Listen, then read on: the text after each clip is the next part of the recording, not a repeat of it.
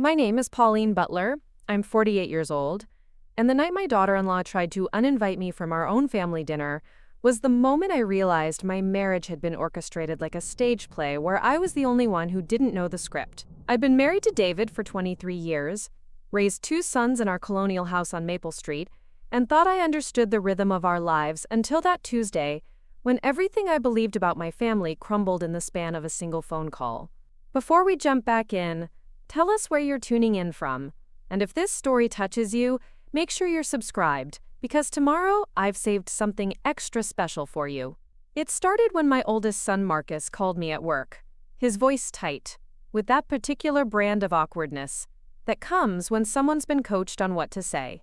He told me that his wife Stephanie had been planning Sunday dinner for weeks, had invited David's sister and her husband, even ordered a special cake from that bakery downtown, but she was worried about the guest lists being too crowded. Marcus stumbled through his words like he was reading from a script, saying maybe it would be better if I sat this one out, gave the family some space to catch up without too many personalities in the room. I stood there in the break room of the accounting firm where I'd worked for 15 years, holding my phone and listening to my own son essentially tell me I wasn't welcome at a dinner in my own family circle. What made it worse wasn't just the rejection, it was the careful way he phrased everything, like he'd rehearsed it multiple times to make sure it sounded reasonable. When I asked him why Stephanie couldn't just tell me herself, he got quiet for a long moment and then said she was busy with preparations and didn't want to stress me out with the details. That evening, when David came home from his law office, I brought up the dinner situation, expecting him to be as confused and upset as I was. Instead, he barely looked up from his laptop, just nodded and said maybe it was for the best, since these family gatherings tend to get overwhelming anyway. His reaction wasn't anger or surprise, it was relief, and that scared me more than anything Marcus had said on the phone. When I pressed him about it, asking why he wasn't bothered that his daughter-in-law was essentially excluding me from family events, he closed his laptop with a sharp snap and said we'd talk about it later. The following Sunday arrived with that particular kind of dread that settles in your stomach when you know something is wrong but can't quite name it. I spent the morning cleaning our house even though no one was coming over, organizing closets that were already organized, doing anything to keep my hands busy while my mind raced through every possible explanation for what was happening. David had been unusually quiet all weekend, taking long phone calls in his study with the door closed, and when I'd asked him about work, he'd given me those one-word answers that meant the conversation was over. Around noon, I decided I couldn't just sit in our empty house wondering what my own family was doing without me. I drove to Marcus and Stephanie's place, a modern townhouse about 15 minutes away that Stephanie had decorated with all-white furniture and abstract art that looked expensive but cold. When I pulled into their driveway, I could see cars already there, David's black sedan parked right behind his sister Carol's blue SUV, and I realized they'd all been gathering while I was home, folding laundry and pretending everything was normal. I rang the doorbell and heard voices inside go quiet, then footsteps, then Stephanie opened the door wearing a cream-colored dress that probably cost more than my monthly grocery budget. She didn't invite me in, just stood there in the doorway with this tight smile that didn't reach her eyes, and I could see past her into the dining room where everyone was seated around the table with their plates already full. David was at the head of the table, Marcus to his right, Carol and her husband Jim across from them, and my me, younger son Tyler was there too, which surprised me because he told me he was working this weekend. Stephanie's voice was honey-sweet when she spoke, but there was steel underneath it. She said she was so sorry about the confusion that she'd told Marcus to explain that today was really more of a business dinner, where David needed to discuss some important family matters with everyone, and she hoped I understood that sometimes these conversations required a smaller, more focused group. The way she said it made it sound like I was some kind of outsider who couldn't be trusted with family business, and I felt my cheeks burn with embarrassment and anger. I looked past her to the dining room where David was cutting his steak, not even glancing in my direction, and I realized this wasn't about space or confusion or business matters. This was about excluding me specifically, and everyone at that table knew it. Carol caught my eye and looked away quickly. Tyler was staring at his plate like it was the most interesting thing in the world, and Marcus was fidgeting with his napkin like a guilty child.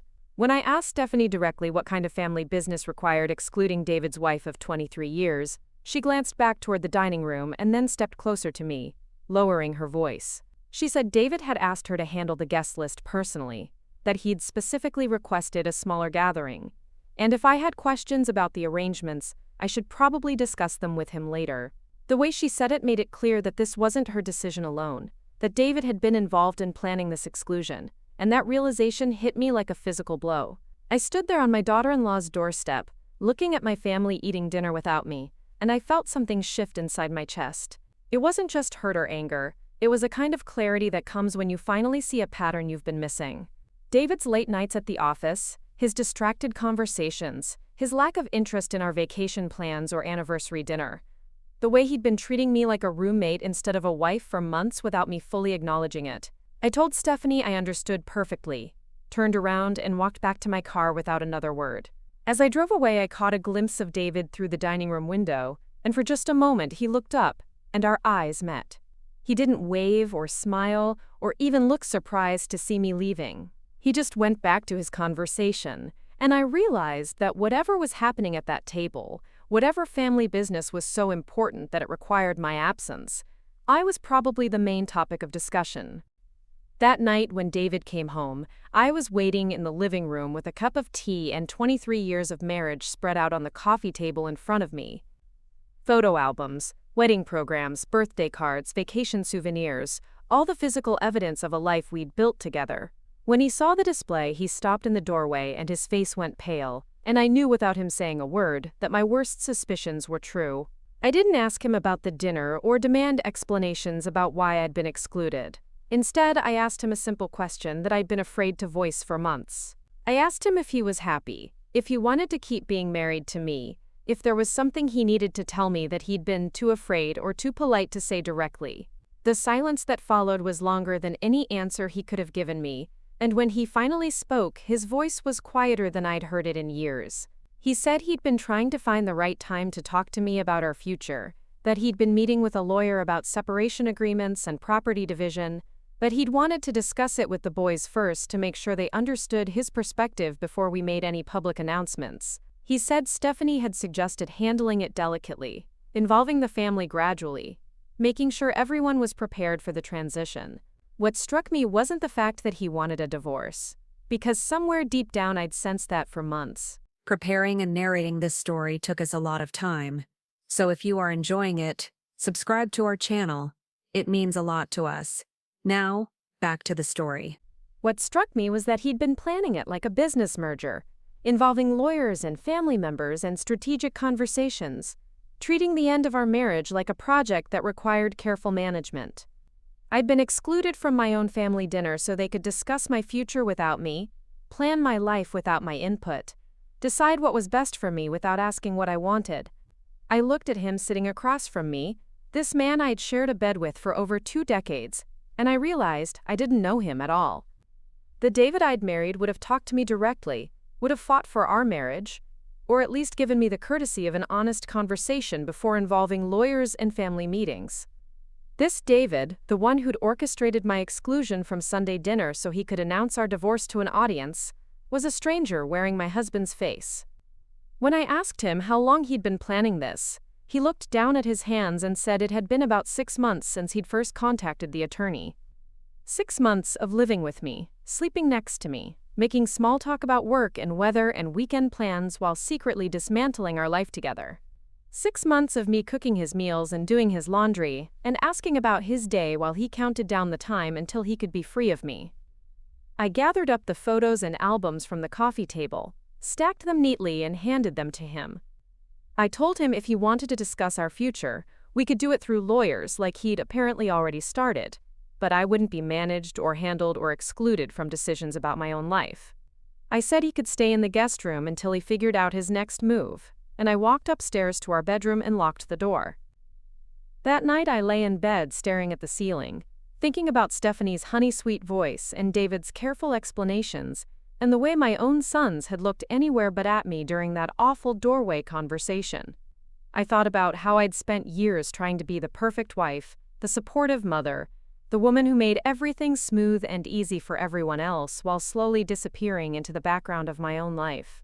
I was 48 years old, and I'd just discovered that my marriage had been over for months without anyone bothering to tell me. My husband had been planning our divorce like a military operation, my daughter-in-law had been managing me like a problem to be solved, and my sons had been participants in a conversation about my future that I wasn't allowed to join.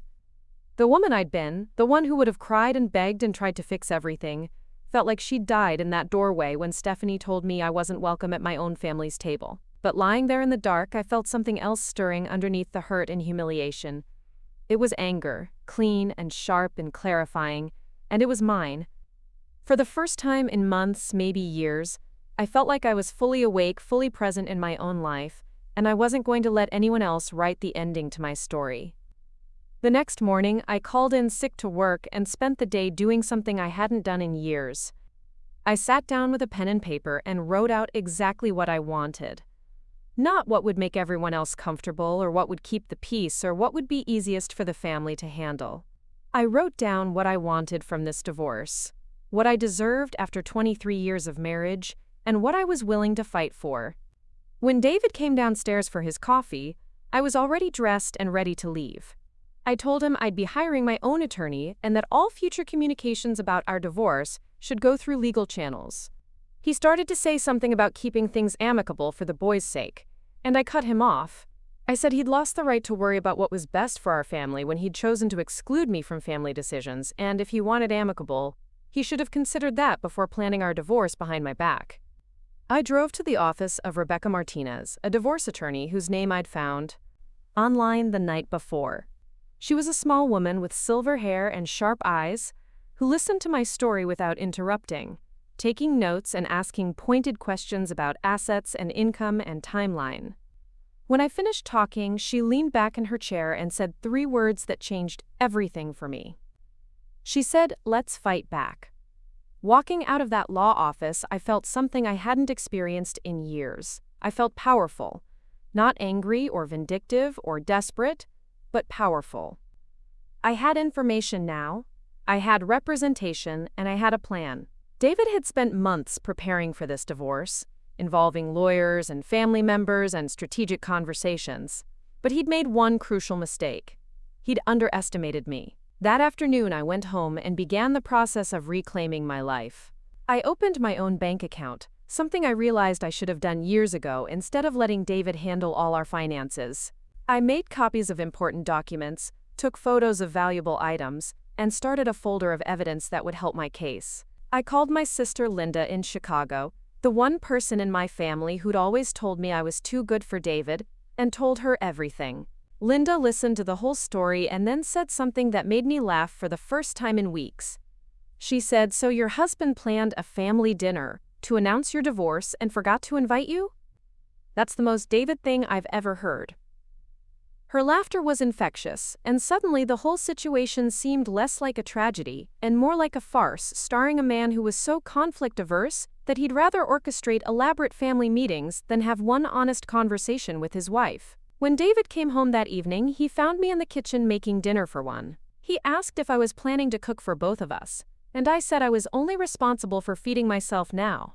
He could figure out his own meals, the same way he'd figured out his own divorce. He stood there for a moment looking confused, like he'd expected me to still be the accommodating wife who made everything easy for him even while he was dismantling our marriage. I ate my dinner at the kitchen table while he microwaved leftovers, and for the first time in months, the silence between us didn't feel uncomfortable. It felt like freedom. I was done trying to fix what he'd already broken, done pretending everything was fine when it clearly wasn't. Done making myself smaller so everyone else could feel bigger. That night, I realized that being excluded from that family dinner had been the best thing that could have happened to me. If I'd been there, I would have sat through David's announcement with a smile, probably even helped serve the cake afterward. I would have been the gracious wife managing everyone else's emotions, while ignoring my own. Instead, I'd been forced to see the situation clearly, to understand that my marriage had been over long before David found the courage to say it out loud. I went to bed that night in my own bedroom in my own house with my own plans for the future, and I slept better than I had in months. Tomorrow I would start building a life that belonged entirely to me, and no one would be able to exclude me from my own story ever again. The realization that hit me the hardest wasn't that David wanted a divorce. It was that he'd been so sure I would just accept whatever decision he made, that he'd never considered I might have my own opinions about how our marriage should end. He'd planned the whole thing like I was a piece of furniture that needed to be moved carefully, not a person with feelings and rights and the ability to fight back. But I was about to show him exactly how wrong he'd been about me, and it was going to be the most expensive mistake of his life. The morning after my first meeting with Rebecca Martinez, I woke up with a sense of purpose I hadn't felt in years. David had already left for work, probably earlier than usual to avoid any awkward conversations, and I had the house to myself for the first time since this whole nightmare began. I made myself a proper breakfast, not the rushed coffee, and toast I usually grabbed on my way out the door, and sat at our dining room table planning my strategy like a general preparing for war. Rebecca had given me homework during our meeting, a comprehensive list of financial documents I needed to gather, and I was surprised by how much I didn't know about our own money. David had always handled the investments, the retirement accounts, the tax preparations, and I'd been content to let him manage everything while I focused on the day-to-day household expenses. Now I realized that my willingness to stay out of financial decisions had put me at a serious disadvantage, and I was determined to catch up fast. I started in David's home office, a room I'd rarely entered except to dust the furniture or water the plants. His filing system was meticulous, every document labeled and organized by year, and I spent hours photographing bank statements, investment portfolios, and property deeds with my phone. What I discovered made my stomach churn with a mixture of anger and disbelief. David had been moving money around for months, transferring funds from our joint accounts to ones that only had his name on them, and the amounts were staggering. Our retirement account that I thought contained nearly $400,000 had been reduced to less than half that amount. The college funds we'd set up for future grandchildren had been emptied completely. Even the savings account we'd used for vacations and home improvements had been drained down to a few $1,000s. David hadn't just been planning our divorce in secret, he'd been systematically hiding our assets, probably on the advice of his attorney, to make sure I walked away with as little as possible. I sat in his leather chair, surrounded by evidence of his betrayal, and felt a rage so pure it was almost cleansing. This wasn't just about wanting to end our marriage anymore. This was theft, plain and simple, and he'd been doing it right under my nose while I cooked his dinner and washed his clothes and asked about his day. Every month when I'd balanced our checking account, every time I'd worried about whether we were saving enough for retirement, he'd been stealing from our future and lying to my face about it. I called Rebecca immediately, my hands shaking as I scrolled through the photos on my phone. When I told her what I'd found, she was quiet for a long moment. And then she said something that sent chills down my spine. She said this level of asset hiding suggested David had been planning this divorce for much longer than 6 months, possibly over a year, and that we needed to act fast before he moved any more money beyond our reach. That afternoon, I took the biggest risk of my life. I went to our main bank branch, the one where we'd done business for 15 years, and spoke to the manager about freezing our joint accounts. I explained that I was in the middle of a divorce proceeding and had discovered unauthorized transfers, and I needed to protect what was left of our shared assets. The manager, a kind woman named Patricia who'd helped us with our mortgage refinancing, looked genuinely shocked when I explained the situation. Patricia pulled up our account history on her computer, and her expression grew more concerned as she scrolled through the recent transactions. She pointed out several large transfers that had happened during business hours, when I would have been at work, transfers to accounts at other banks that I'd never heard of. She also showed me that David had recently applied for a line of credit using our house as collateral, something that required both our signatures but had somehow been approved with only his. The paperwork Patricia showed me revealed a level of financial manipulation that went far beyond what I'd discovered in David's office. He'd been using our good credit to secure loans, our joint assets to guarantee investments, and our shared financial history to open accounts that benefited only him. When Patricia asked if I wanted to file a fraud report, I didn't hesitate. I said yes, and I meant it. Walking out of that bank, I felt like I was stepping into a completely different version of my life. The Pauline who'd walked in was still trying to be reasonable, still hoping this could be handled quietly and amicably. The Pauline who walked out was ready to fight dirty, because she'd finally understood that David had been fighting dirty all along. He'd just been better at hiding it. That evening when David came home, he found me waiting in the living room with a stack of papers and a recorder app open on my phone.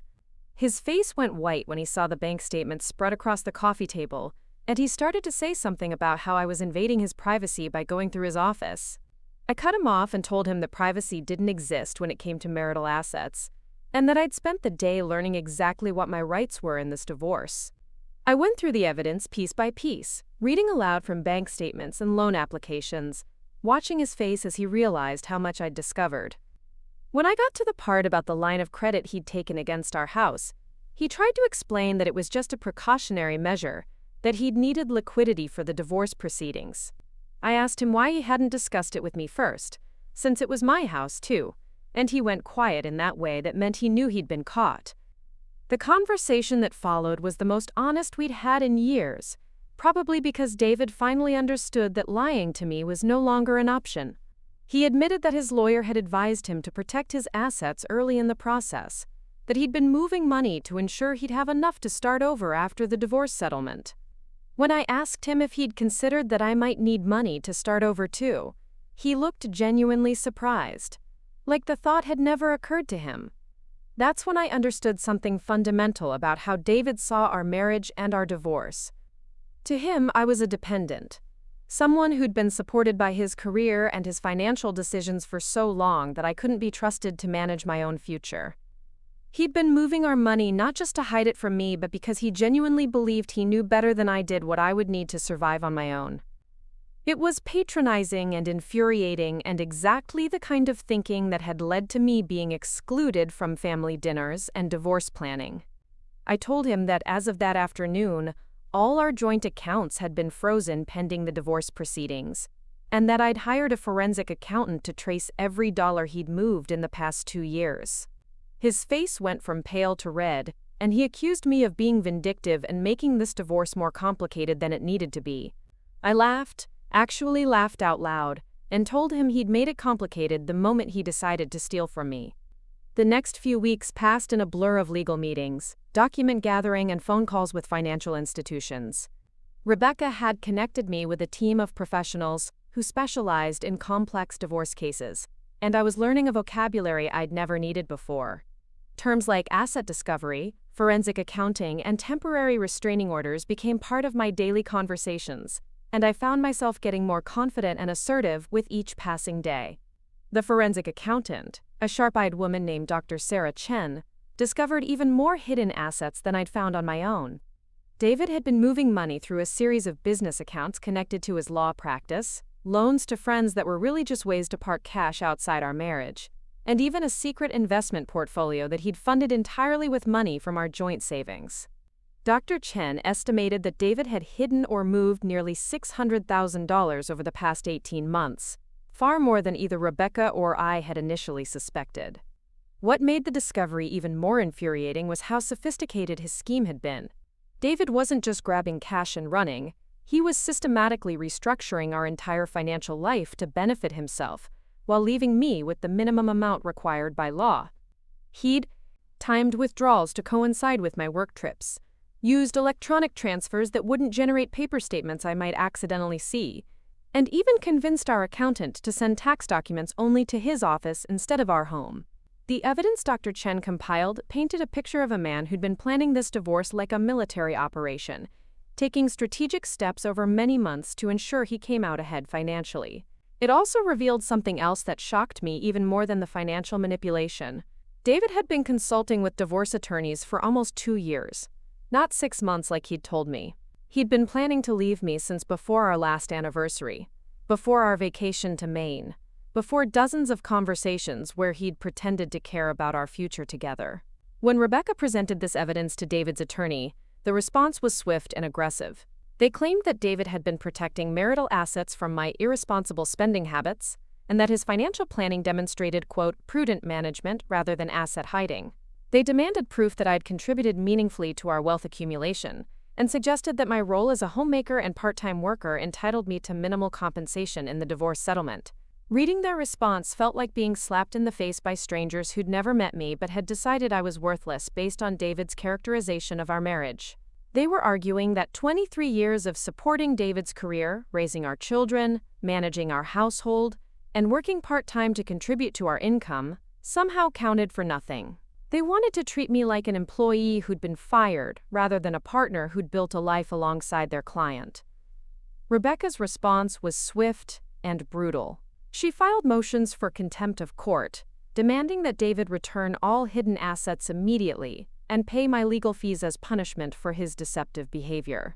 She also requested temporary spousal support at a level that would allow me to maintain our standard of living during the divorce proceedings, and asked the court to order David to continue paying our household expenses until everything was settled. The judge assigned to our case was a no-nonsense woman named Honorable Margaret Foster, who had a reputation for being tough on spouses who tried to hide assets. During our first hearing, she listened to both sides present their arguments, reviewed the forensic accountant's report, and then delivered a ruling that left David's attorney speechless. She ordered David to return all hidden funds to joint accounts within 30 days, required him to pay my legal and accounting fees, and granted me temporary support that was higher than what Rebecca had even requested.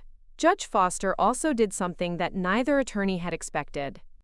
She ordered David to appear at the next hearing with a complete financial disclosure going back 3 years, and warned him that any further attempts to hide or move assets would result in criminal fraud charges.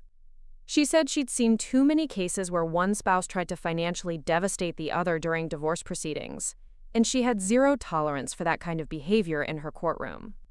Walking out of that courthouse, I felt vindicated in a way I'd never experienced before. A judge who didn't know me, who had no reason to take my side, had looked at the evidence and declared that what David had done was wrong. More than wrong, it was illegal, and he was going to face consequences for it. For the first time since this whole nightmare began, I felt like someone with authority was actually listening to me and taking my side. The impact of that court order was immediate and satisfying. David had to scramble to return money he'd moved to hidden accounts, liquidate investments he'd made without my knowledge, and explain to his law partners why he was suddenly dealing with potential fraud charges. His careful financial planning had backfired spectacularly, and instead of walking away with most of our assets, he was now facing the possibility of losing everything due to his own greed and deception. But the financial victory was only part of what was changing in my life. The process of fighting back, of learning to advocate for myself and demand what I deserved, was transforming me into someone I barely recognized. The woman who'd been too polite to confront her daughter-in-law about dinner plans was now cross-examining forensic accountants and challenging legal motions. I was discovering strengths I didn't know I had, and using my voice in ways I'd never dared before. Marcus called me one evening, clearly uncomfortable but trying to play the role of peacemaker. He said Dad seemed really stressed about the legal proceedings, and maybe there was a way to work things out more amicably. I listened to him make his case for compromise and understanding, and then I asked him a question that made him go quiet. I asked if he'd known about his father's financial planning when they'd had that family dinner without me. The silence that followed told me everything I needed to know. Marcus had been aware that David was hiding money, had probably even been consulted about it as part of those family business discussions I'd been excluded from. My own son had sat at that dinner table, eating food his mother hadn't been invited to share, while discussing how to financially devastate her in the upcoming divorce. The betrayal wasn't just coming from David anymore, it was coming from the children I'd raised and sacrificed for. When Marcus finally spoke, he tried to explain that Dad had asked them not to say anything because he wanted to handle the situation delicately. He said they'd all been trying to protect my feelings by keeping me out of the difficult conversations. I told him that what they'd actually done was conspire against me, and that protecting my feelings would have involved being honest with me instead of treating me like a child who couldn't handle the truth. That conversation with Marcus was almost as painful as discovering David's financial deception, because it revealed how thoroughly I'd been excluded from my own family. My sons, my daughter-in-law, even David's sister had all been part of a network of people who knew more about my future than I did. They'd made decisions about what I should know and when I should know it, treating me like a problem to be managed rather than a person with agency and rights. I realized that this divorce wasn't just about ending my marriage to David, it was about establishing my independence from a family dynamic that had made me invisible.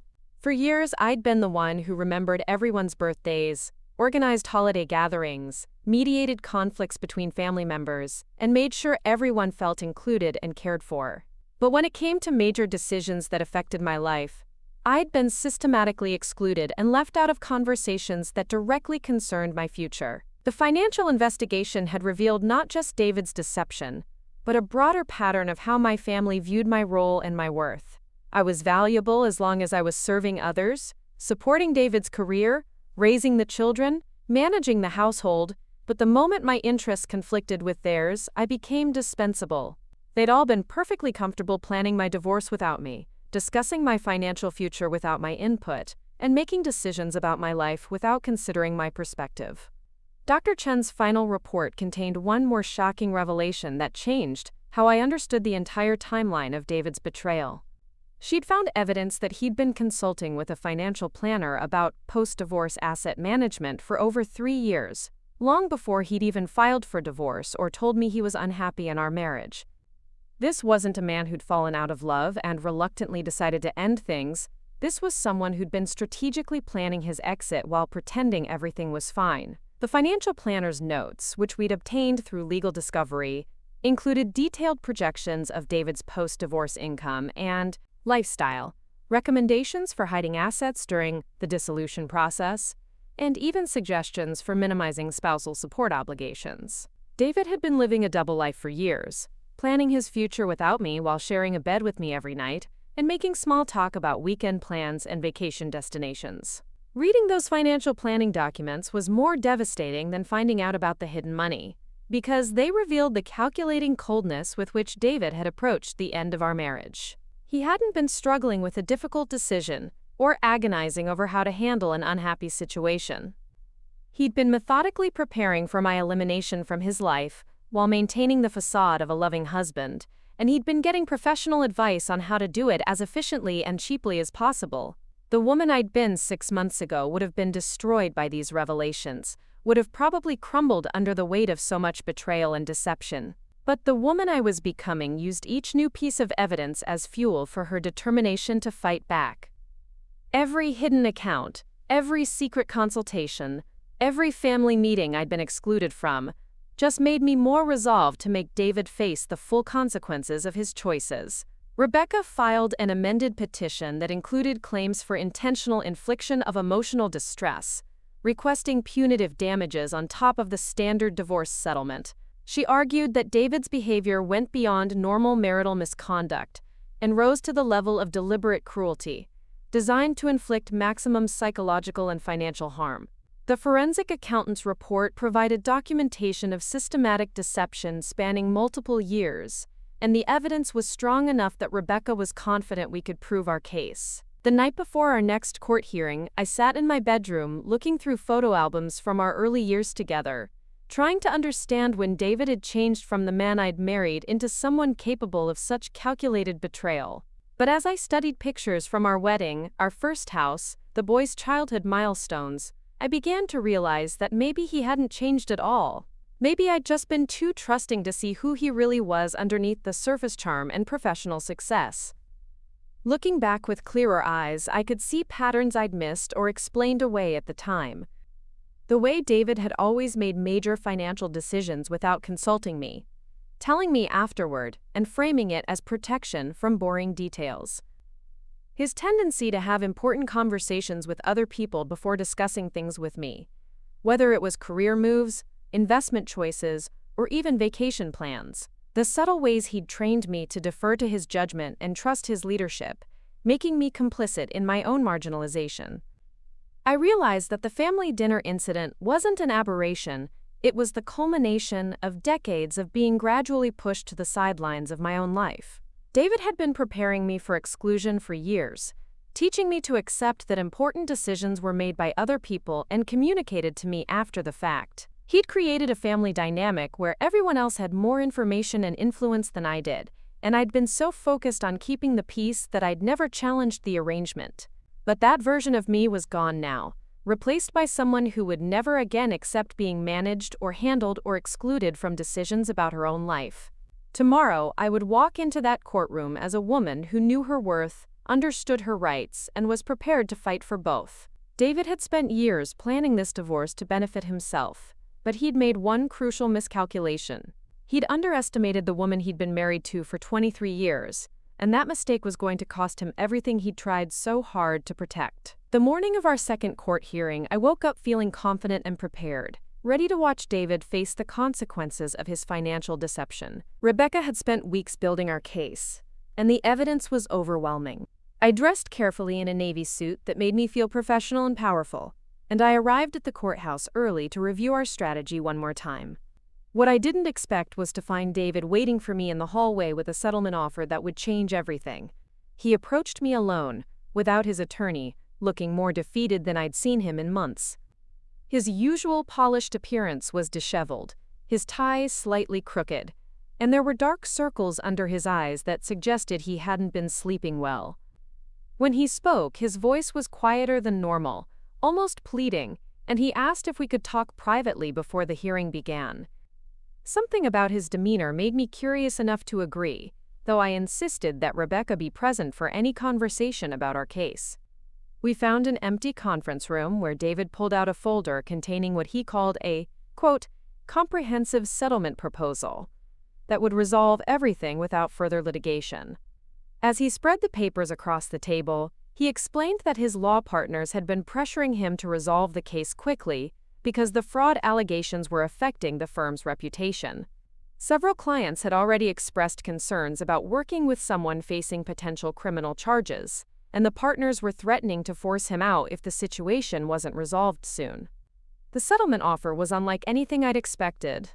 David was proposing to give me the house outright, along with 60% of all marital assets, including the money he'd hidden in various accounts. He would take responsibility for all legal fees, continue paying spousal support for 10 years, and even offered to establish a trust fund that would ensure my financial security for the rest of my life. On paper, it was an incredibly generous offer that would leave me far better off than most divorce settlements. Rebecca reviewed the documents carefully, asking pointed questions about specific clauses and making notes in the margins. When she finished, she looked at me with an expression I couldn't quite read and said the offer was indeed very generous. Possibly more than we could expect to win even if we took the case to trial. She also pointed out that accepting the settlement would mean dropping all criminal fraud charges against David, which would protect his law license and professional reputation. As I studied the paperwork, I felt a familiar sensation creeping over me, the same feeling I'd had when Stephanie told me I wasn't welcome at family dinner. Something about this settlement offer felt wrong, too convenient. Too much like David was once again managing a situation to benefit himself while making it look like generosity. I asked Rebecca for a few minutes alone to think, and she stepped out of the room, leaving me face to face with the man who'd been systematically deceiving me for years. David's demeanor shifted the moment we were alone, becoming more familiar and intimate in a way that felt manipulative. He talked about how much our marriage had meant to him, how he'd never intended for things to get so complicated, how he hoped we could find a way to end things that preserved some dignity for both of us. He said the settlement offer represented his desire to take care of me, to make sure I'd be financially secure even though our marriage was ending. When I asked him why he was suddenly so concerned about my financial security after spending months hiding money from me, his explanation revealed the real motivation behind his generous offer. David told me that his law firm's executive committee had met the previous week to discuss his situation, and they'd given him an ultimatum. Either resolve the case immediately and make the criminal charges disappear, or face suspension and possible expulsion from the partnership. The settlement wasn't about taking care of me, it was about saving his career.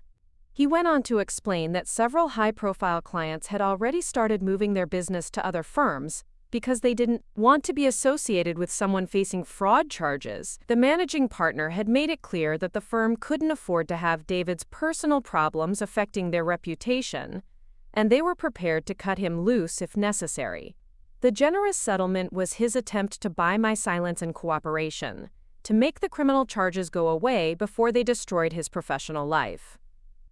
I realized that this conversation was just another version of the exclusion I'd experienced at family dinner. Another attempt to manage me and control the narrative to benefit David.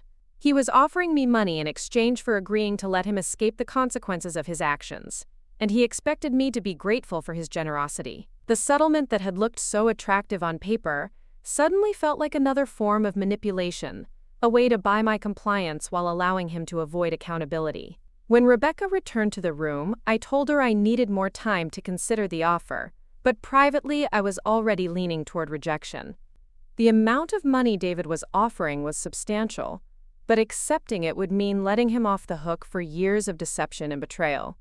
It would send the message that his behavior was acceptable as long as he paid enough to compensate for it, and I wasn't sure I could live with that compromise.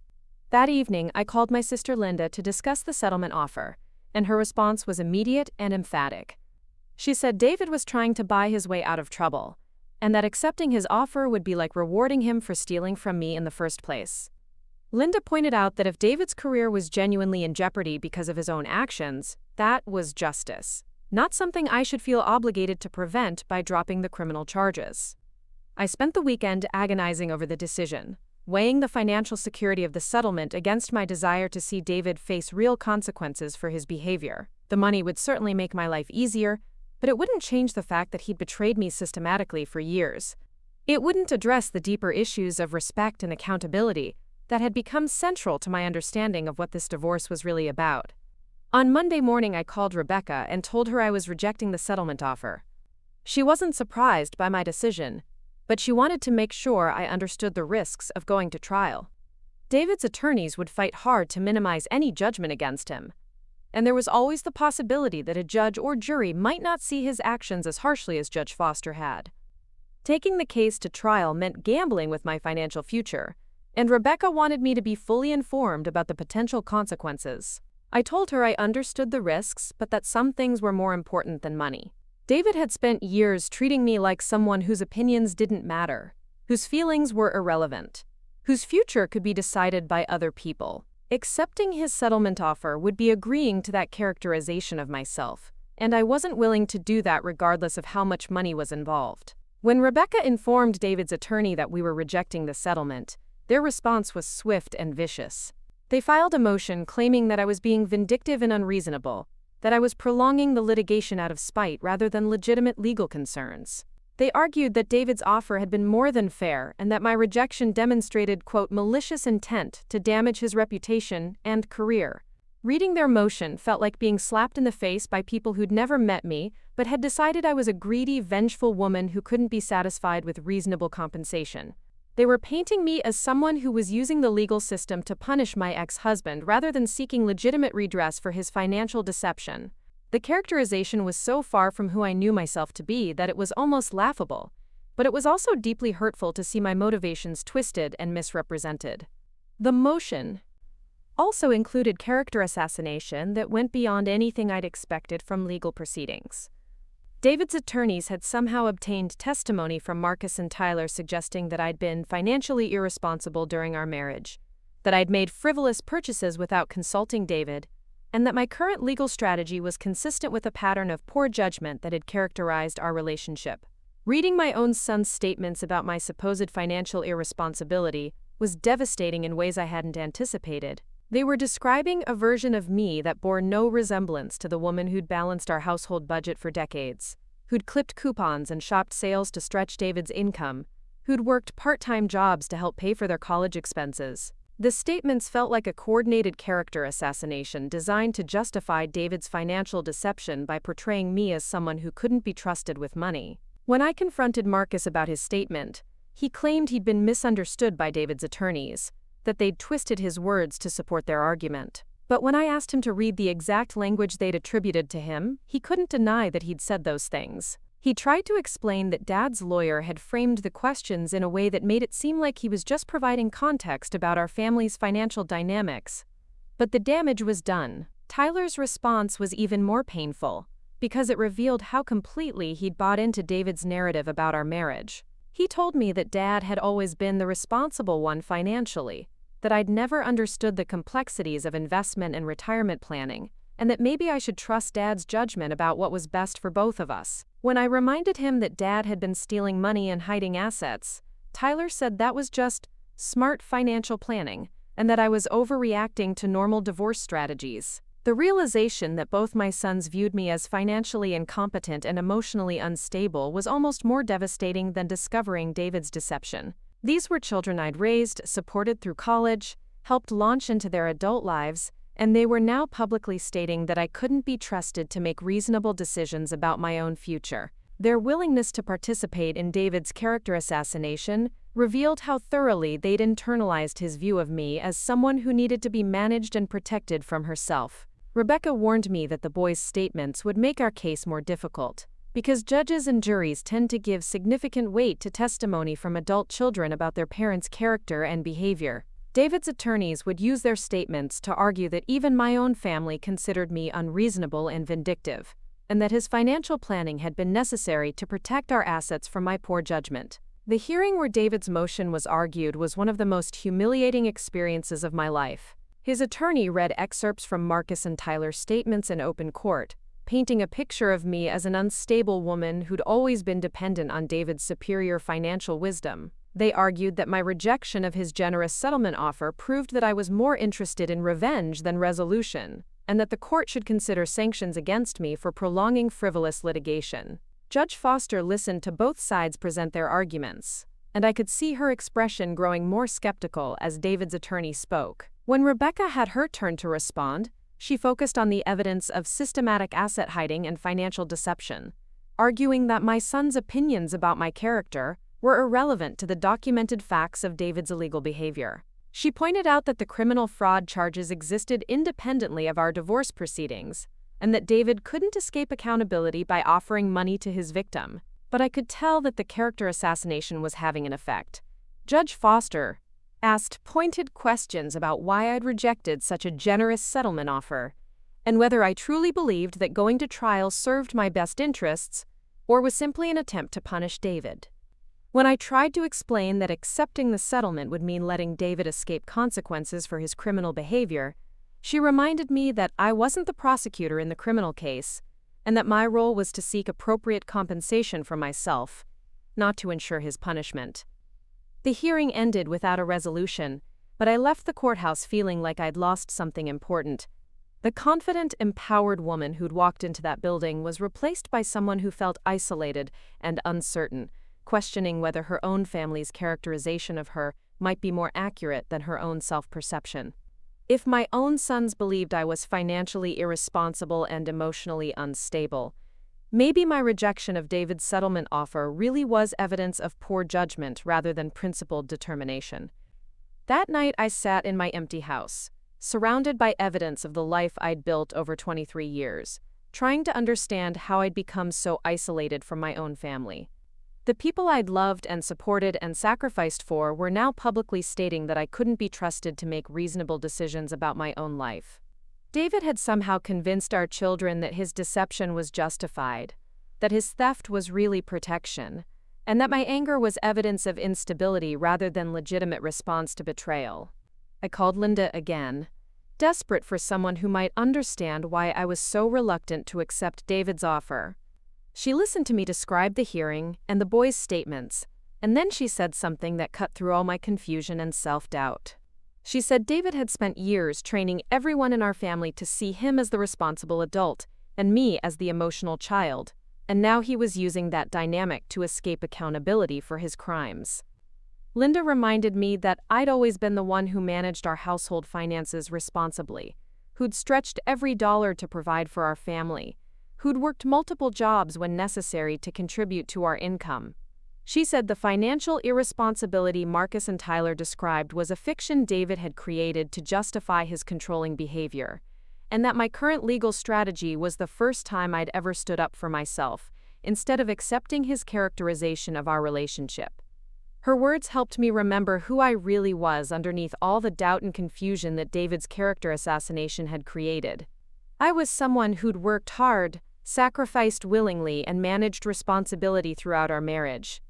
The woman David's attorneys were describing in court bore no resemblance to the person I'd actually been, and my son's willingness to support that false narrative said more about their father's influence than about my character. The next morning, I called Rebecca and told her I was still rejecting the settlement offer, but I wanted to understand exactly what we were facing if we went to trial. She scheduled a meeting where she laid out the potential outcomes in brutal detail. Best case scenario, we could win a judgment that exceeded David's settlement offer and establish legal precedent about the consequences of systematic asset hiding. Worst case scenario, we could lose everything and end up with minimal compensation while facing a massive legal bill that would consume whatever assets remained. Rebecca also explained that David's character assassination strategy was just getting started. His attorneys would dig deeper into my personal history, looking for any evidence of emotional instability, financial irresponsibility, or vindictive behavior they could present to a jury. They would paint me as a bitter ex-wife who was using the legal system to destroy her former husband, and they'd use my own children's testimony to support that narrative. The psychological warfare was exhausting in ways I hadn't anticipated. Every day brought new motions, new character attacks, new attempts to portray me as someone I didn't recognize. David's attorneys filed requests for my medical records, claiming that my rejection of his settlement offer might be evidence of mental health issues that affected my judgment. They demanded financial records going back to before our marriage, looking for patterns of irresponsible spending they could use to justify David's secretive behavior. Most painful of all, they subpoenaed Marcus and Tyler for extended depositions, where they would be questioned under oath about my character, my behavior during the marriage, and their opinions about my current legal strategy. My own sons would be forced to choose between supporting their mother and supporting their father's version of our family history, and I already knew which side they would choose. The night before Marcus's deposition, he called me to apologize for what he was about to say in court. He explained that Dad's attorney had prepared him extensively, showing him how to frame his answers to support their case, while still technically telling the truth.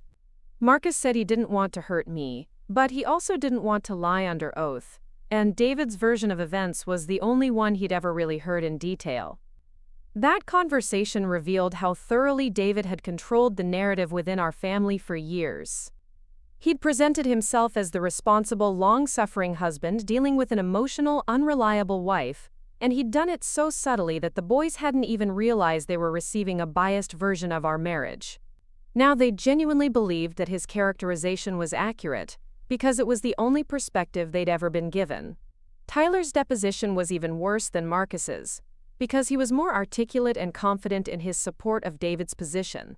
He testified that I'd always been emotional and dramatic about financial matters, that David had often had to make decisions quickly to protect our family's interests, and that my current legal strategy was consistent with a pattern of poor judgment that had characterized our relationship.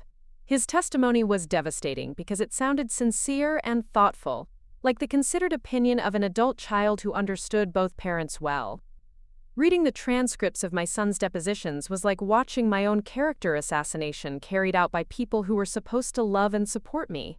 They weren't lying, exactly, but they were presenting a version of our family history that had been carefully crafted by David to justify his behavior and minimize my contributions. The woman they described was someone I didn't recognize, but their testimony was compelling, because it came from sources that judges and juries would consider credible and unbiased.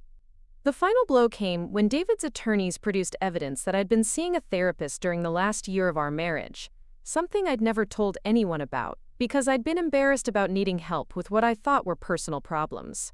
They subpoenaed my therapy records and found sessions where I'd discussed feeling invisible in my marriage, questioning my own judgment, and wondering if I was being too sensitive about David's behavior.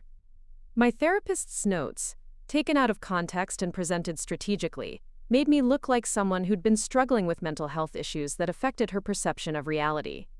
David's attorneys argued that my therapy records proved I had a history of emotional instability and paranoid thinking that made me an unreliable witness to the events of our marriage. They suggested that my accusations against David were really projections of my own psychological problems rather than accurate descriptions of his behavior. The character assassination campaign was so thorough and systematic that I began to question my own memories and perceptions. If my own children believed I was emotionally unstable, if my therapy records suggested I had a history of paranoid thinking, if multiple people who knew me well were testifying that I was unreliable and vindictive, maybe I really was the problem. Maybe David's financial planning had been reasonable and responsible, and my reaction to it was evidence of the psychological issues that everyone seemed to see except me. Rebecca recognized what was happening and arranged for me to meet with a psychologist who specialized in helping victims of psychological abuse understand their experiences. Dr. Jennifer Walsh explained that what I was experiencing was called gaslighting, a systematic attempt to make me question my own perceptions and memories by presenting alternative versions of reality that painted me as unstable or unreliable. Dr. Walsh helped me understand that David's character assassination wasn't evidence that I was really the person his attorneys described, but proof that he was willing to use psychological warfare to escape accountability for his actions. She explained that abusers often recruit family members and friends to support their version of events, creating a false consensus that makes the victim feel isolated and confused about their own experiences. But even understanding the psychological dynamics involved didn't make the emotional impact any less devastating. I was facing the possibility of losing not just my marriage and my financial security, but my relationship with my children and my reputation in the community. David's strategy was working exactly as he'd intended, making me feel so isolated and uncertain that accepting his settlement offer seemed like the only way to stop the pain and humiliation. The night before our trial was scheduled to begin, I sat in my bedroom surrounded by boxes of legal documents, therapy records, and character assassination materials that painted me as an unstable, vindictive woman who couldn't be trusted to make reasonable decisions about her own life. I felt more alone than I'd ever been, abandoned by my children, betrayed by my husband, and facing a legal system that seemed determined to punish me for refusing to accept abuse quietly. For the first time since this whole nightmare began, I seriously considered accepting David's settlement offer and walking away from the fight. The money would be enough to start over somewhere else, away from the family and community that had turned against me.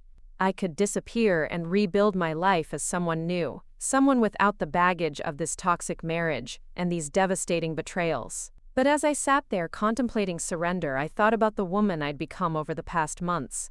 Someone who'd learned to fight for herself and demand accountability from people who'd wronged her. That woman wouldn't accept payment in exchange for silence about criminal behavior, wouldn't allow herself to be bought off to protect someone who'd systematically abused and deceived her. Even if it meant losing everything, even if it meant facing trial alone and defeated, she would see this through to the end. I called Rebecca and told her I was ready for trial, ready to face whatever David's attorneys threw at me, ready to tell my truth regardless of how many people were lined up to contradict it. She warned me one final time about the risks of proceeding, about the possibility of losing everything and facing financial ruin. I told her I understood, but that some things were more important than money or security or even family relationships. The next morning, I would walk into that courtroom as a woman who'd lost almost everything but her integrity, facing opponents who'd systematically destroyed her reputation and isolated her from everyone she'd ever loved. I would be alone except for Rebecca, fighting not just for financial compensation but for the right to be believed, to be taken seriously, to be treated as someone whose voice mattered. David had underestimated me from the beginning, assuming I would accept whatever he decided was best for me. He'd been wrong about that, and he was about to discover just how expensive that miscalculation would be. Part 4. The Comeback and Redemption. The first day of trial arrived with unseasonably cold weather that matched my mood as I walked up the courthouse steps. I'd barely slept, spending most of the night rehearsing my testimony and trying to prepare myself for the character assassination I knew was coming. Rebecca met me in the hallway, looking sharp and confident in her burgundy suit, carrying a briefcase full of evidence that we hoped would finally expose the truth about David's systematic deception. The courtroom was smaller than I'd expected, with only a handful of spectators scattered across the wooden benches. David sat at the defendant's table with his two attorneys, looking every inch the successful lawyer in his navy pinstripe suit. He glanced at me once when I entered, and I was surprised to see something that looked almost like regret in his eyes before he quickly looked away. His legal team had prepared him well for this moment, but I could see the strain of the past months etched in the lines around his eyes. Judge Foster called the court to order and reminded both sides that this was a civil trial focused on the division of marital assets and allegations of financial misconduct. She made it clear that while criminal fraud charges were pending in a separate proceeding, her job was to determine fair compensation and appropriate consequences within the context of divorce law. Her tone was businesslike but not unsympathetic, and I felt a small measure of hope that she would focus on facts rather than character assassination. Rebecca's opening statement was masterful, laying out a timeline of David's deception that was supported by bank records, hidden account statements, and forensic accounting evidence. She painted a picture of systematic asset concealment spanning multiple years, executed with the kind of precision that could only come from professional legal advice and careful planning. Her presentation was calm and methodical, letting the evidence speak for itself rather than relying on emotional appeals. David's lead attorney, a silver-haired man named Richard Blackwood, who specialized in high-stakes divorce cases, took a completely different approach in his opening statement. He acknowledged that David had moved assets and made financial decisions without consulting me, but he framed these actions as responsible planning by a man who was trying to protect his family's future. According to Blackwood, David had been concerned about my emotional stability and poor financial judgment for years, and his asset protection strategies were reasonable responses to legitimate concerns about my ability to handle money responsibly. Blackwood's opening painted me as an unreliable narrator of my own marriage, someone whose perceptions had been distorted by mental health issues, and whose current legal strategy was motivated by vindictiveness rather than justice. He promised to present testimony from family members, friends, and professional colleagues who would describe a pattern of emotional instability and poor judgment that justified David's secretive financial planning. His presentation was polished and persuasive, and I could see some members of the jury nodding along with his characterization. The first witness Rebecca called was Dr. Sarah Chen, the forensic accountant who'd uncovered the full scope of David's asset hiding. Dr. Chen's testimony was devastating in its precision and thoroughness. She walked the jury through charts and graphs showing how David had systematically moved money from joint accounts to hidden ones, established secret investment portfolios, and even created shell companies to park assets beyond my reach. Her analysis showed that David had concealed nearly $800,000 over a 3-year period, far more than we'd initially discovered. Dr. Chen's testimony was particularly powerful because she spoke in clear, simple language that made complex financial maneuvers understandable to ordinary people.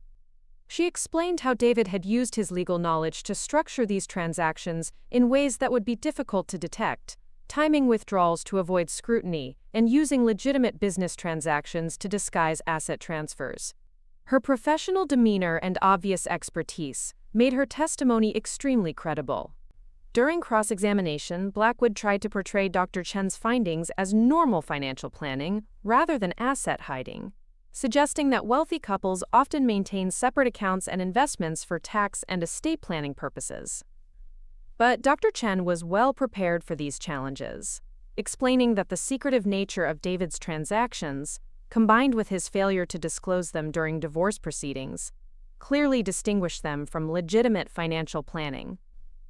She maintained her composure throughout the aggressive questioning, never allowing Blackwood to shake her conclusions. The next witness was Patricia, the bank manager who'd helped me freeze our joint accounts and discovered David's unauthorized use of our home as collateral for a line of credit. Patricia's testimony was particularly damaging because she could speak from personal experience about our banking relationship over many years. She testified that I'd always been actively involved in our financial management, regularly coming to the bank to review statements and ask questions about our accounts. Her testimony directly contradicted David's claims that I'd been disinterested in financial matters. Patricia also testified about the suspicious nature of David's recent transactions, explaining that the pattern of large withdrawals and transfers to unknown accounts had raised red flags in their fraud detection system. She said the bank had actually attempted to contact me about some of these transactions, but David had told them I was traveling and had authorized him to handle everything.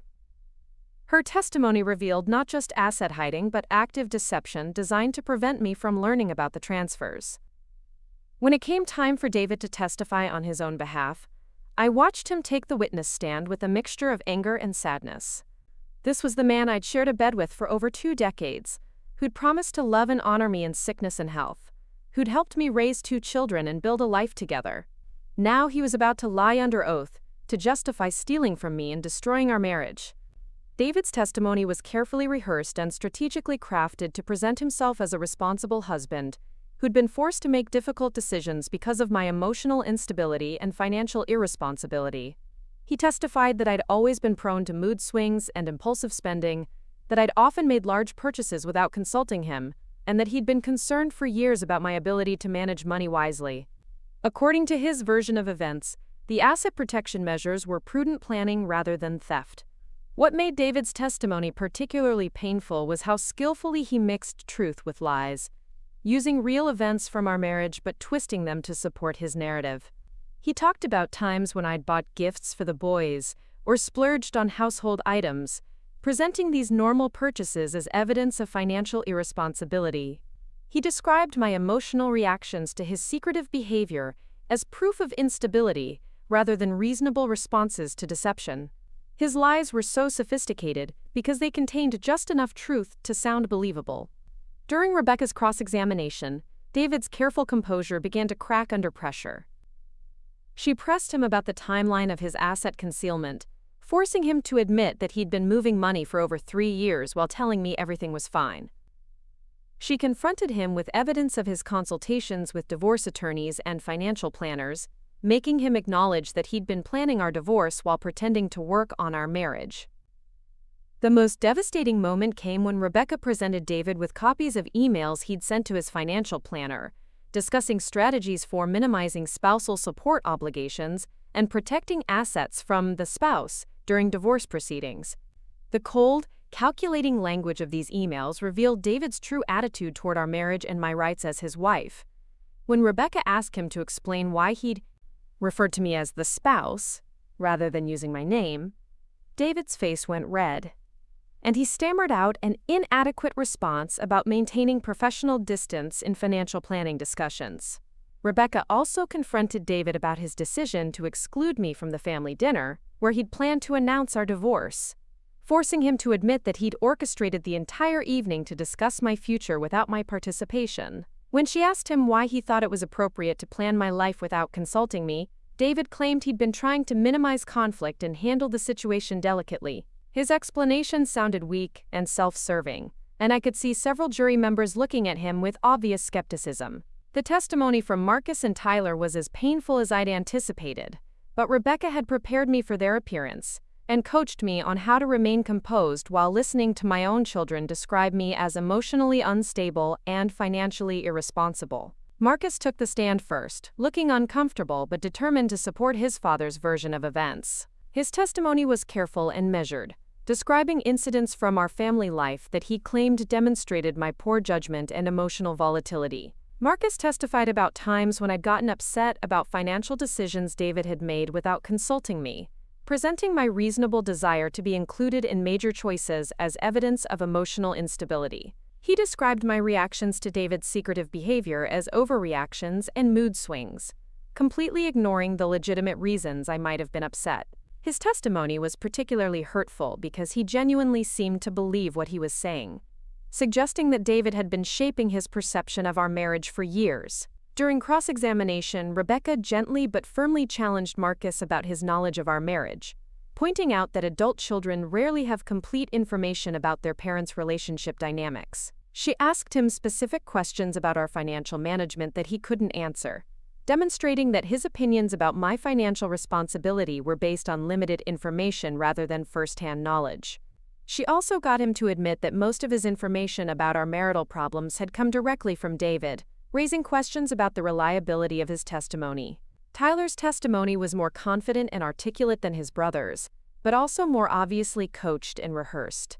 He spoke about my supposed financial irresponsibility with the kind of specific details that suggested extensive preparation, citing incidents I barely remembered, and presenting them in ways that made me sound reckless and impulsive. Tyler's testimony was particularly effective because of his professional background in finance, which gave his opinions about my money management additional credibility with the jury. But Tyler's polished performance worked against him during cross-examination, when Rebecca was able to expose the coached nature of his testimony by asking him to provide details about the financial incidents he'd described. When pressed for specifics, Tyler couldn't explain how he'd learned about these supposed problems with my spending, eventually admitting that most of his information had come from conversations with David's attorneys rather than his own observations. The most powerful moment of Tyler's cross-examination came when Rebecca asked him to explain how someone who was financially irresponsible had managed to stretch David's income to provide for a family of 4, work part-time jobs to help pay for college expenses, and maintained detailed household budgets for over 20 years. Tyler's inability to reconcile his testimony about my financial incompetence with the obvious evidence of successful money management throughout our marriage exposed the weakness of David's character assassination strategy. The surprise witness that changed everything was Dr. Jennifer Walsh, the psychologist Rebecca had consulted about the gaslighting tactics David had used against me. Dr. Walsh testified as an expert witness about psychological manipulation in marriage, explaining how abusers systematically undermine their victims' confidence and perception of reality to maintain control. Her testimony provided a framework for understanding David's behavior that recontextualized everything the jury had heard. Dr. Walsh explained that the pattern of behavior David had exhibited, including financial secrecy, family exclusion, and character assassination, was consistent with psychological abuse designed to make me question my own judgment and rely on his version of reality. She testified that my therapy records, which David's attorneys had tried to use as evidence of mental instability, actually showed someone trying to understand and cope with systematic manipulation rather than someone with inherent psychological problems. Most importantly, Dr. Walsh testified that my decision to reject David's settlement offer was not evidence of vindictiveness or poor judgment, but a healthy response to attempted financial coercion.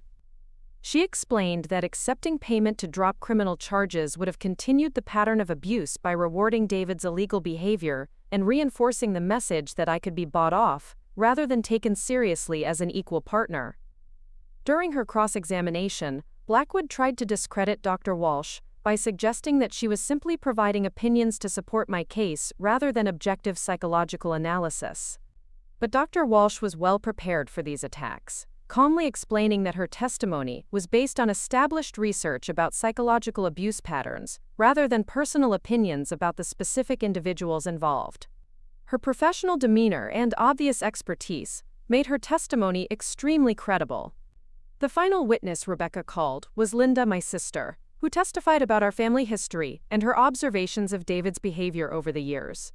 Linda's testimony was powerful because she could speak from decades of knowing both David and me, providing context that contradicted the character assassination campaign.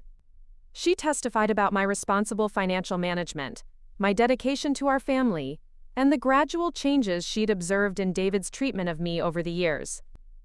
Linda's testimony was particularly effective because she could describe specific incidents where she'd witnessed David dismissing my opinions, excluding me from important conversations, and making decisions about our family without consulting me. She testified about how David had gradually trained everyone in our family to see him as the authority figure, and me as someone whose input wasn't necessary for important decisions. Her testimony provided concrete examples of the psychological manipulation Dr. Walsh had described in theoretical terms. During closing arguments, Rebecca masterfully tied together all the evidence to paint a comprehensive picture of David's systematic deception and abuse. She walked the jury through the timeline of asset concealment, the pattern of psychological manipulation, and the family dynamics that had enabled David's behavior to continue unchecked for years. Her argument was logical, methodical, and supported by overwhelming evidence that David had committed both financial crimes and psychological abuse. Rebecca also addressed the character assassination campaign directly, explaining how David and his attorneys had tried to shift blame to me by portraying reasonable reactions to abuse as evidence of mental instability.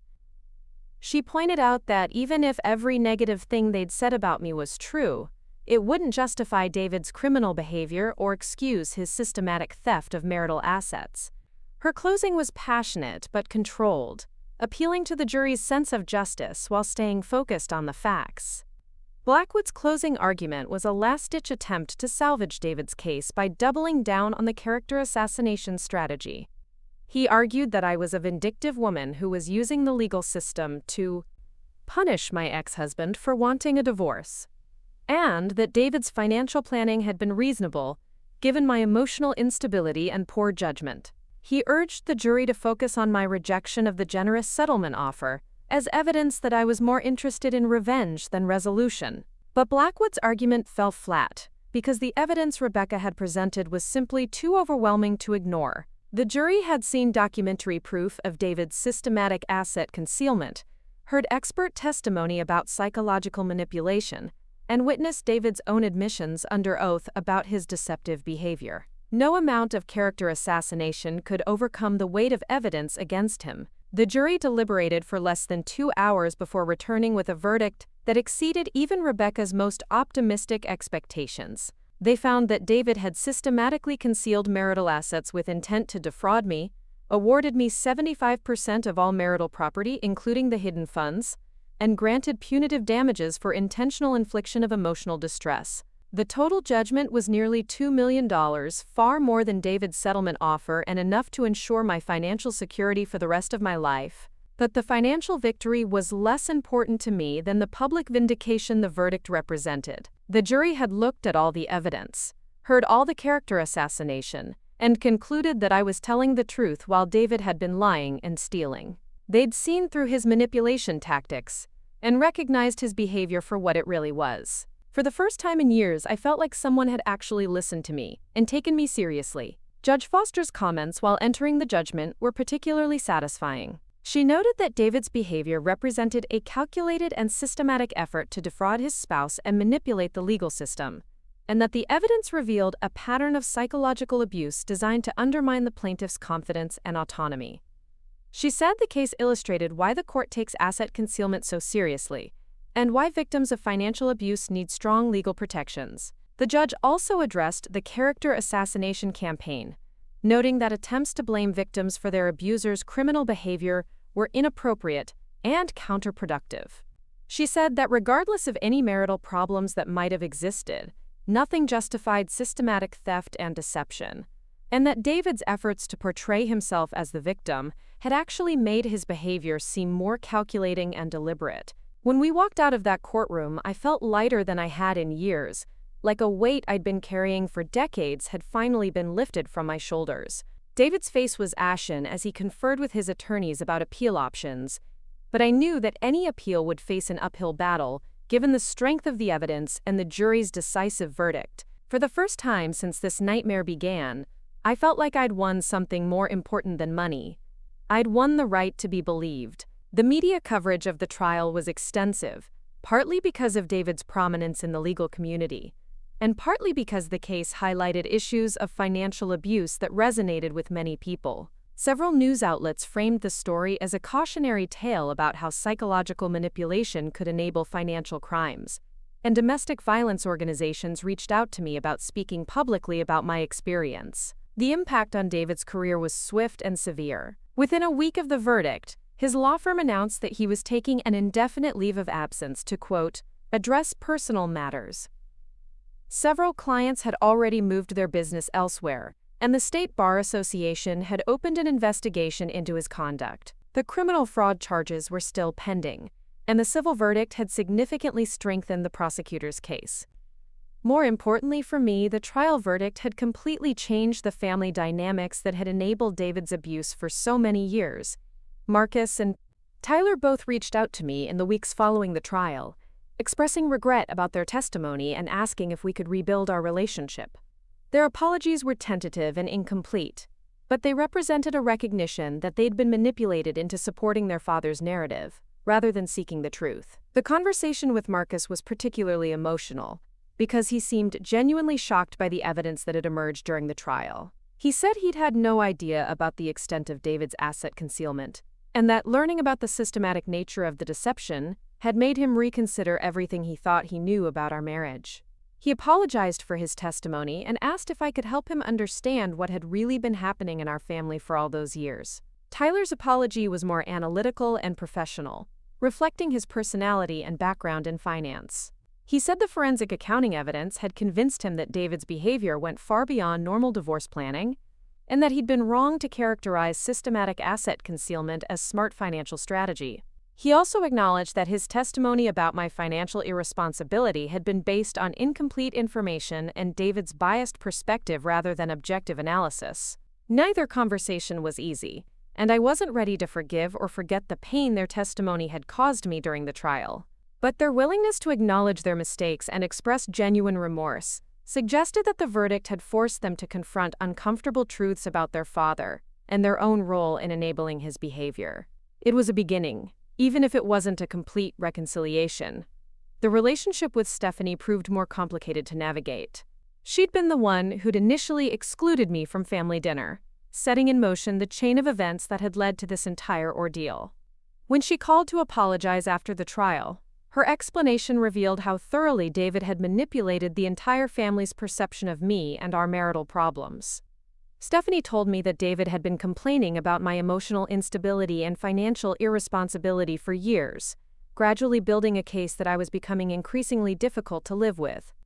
He'd asked her to help manage family gatherings to minimize conflict, presenting my exclusion from dinner as a kindness designed to reduce my stress, rather than a deliberate attempt to discuss my future without my input. She genuinely believed she was helping by keeping me away from difficult conversations. What made Stephanie's apology meaningful was her recognition that she'd been used as an unwitting accomplice in David's manipulation campaign. She said the trial evidence had shown her how skillfully David had recruited family members to support his narrative, making everyone complicit in my isolation and marginalization. She expressed genuine remorse for her role in excluding me and asked if we could work toward rebuilding trust between us. The process of rebuilding relationships with my family was slow and sometimes painful, but it was also healing in ways I hadn't expected. The trial verdict had given me a foundation of credibility that allowed me to tell my side of the story without being dismissed as emotional or unstable. My family members were finally ready to listen to my perspective rather than simply accepting David's version of events. 6 months after the trial, I used part of my settlement to purchase a small house in a nearby town where I could start fresh without constantly being reminded of my life with David. The house was nothing like the colonial mansion we'd shared, but it was entirely mine, decorated according to my preferences and filled with things that made me happy rather than impressive. For the first time in decades, I was living in a space that reflected my personality rather than someone else's vision of respectability. I also used the settlement money to establish a foundation that provided legal assistance to women facing financial abuse during divorce proceedings. Working with Rebecca and other attorneys who specialized in these cases, we created a program that helped victims understand their rights, document financial misconduct, and access expert resources they might not otherwise be able to afford. The foundation became my way of ensuring that other women wouldn't have to face the kind of isolation and character assassination I'd endured. The criminal case against David concluded 8 months after our civil trial, with his plea bargain to reduce charges in exchange for restitution and community service. He avoided jail time but lost his law license permanently, effectively ending the career he'd tried so hard to protect by offering me that settlement.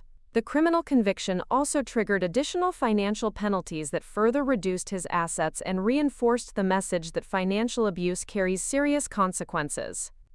A year after the trial, I received an unexpected letter from David that seemed genuinely different from his previous attempts at manipulation and control. He wrote that the legal proceedings had forced him to confront aspects of his behavior that he'd previously refused to acknowledge, and that he was working with a therapist to understand how he'd become someone capable of such systematic deception and abuse. David's letter included a detailed apology that addressed specific aspects of his behavior rather than offering vague expressions of regret. He acknowledged the financial theft, the psychological manipulation, the family exclusion, and the character assassination campaign. Most importantly, he took full responsibility for his actions without trying to blame me or justify his behavior based on our marital problems. The letter concluded with David's recognition that his attempts to control and manipulate me had been wrong, regardless of any other issues in our marriage, and that my decision to fight back had been not only justified but necessary. He said he hoped that someday I might be able to forgive him, but that he understood if I never could, and that he would respect whatever boundaries I needed to maintain for my own well-being. Reading David's letter was emotionally complicated because it represented the kind of honest acknowledgement I'd been seeking throughout our marriage. If he'd been capable of this level of self-reflection and accountability years earlier, we might have been able to work through our problems instead of ending up in divorce court. But the letter also confirmed that my decision to reject his settlement offer and fight for full accountability had been the right choice, because it had forced him to confront truths he'd been avoiding for years. 2 years after the trial, my relationship with Marcus and Tyler had evolved into something healthier and more honest than it had been during their childhood.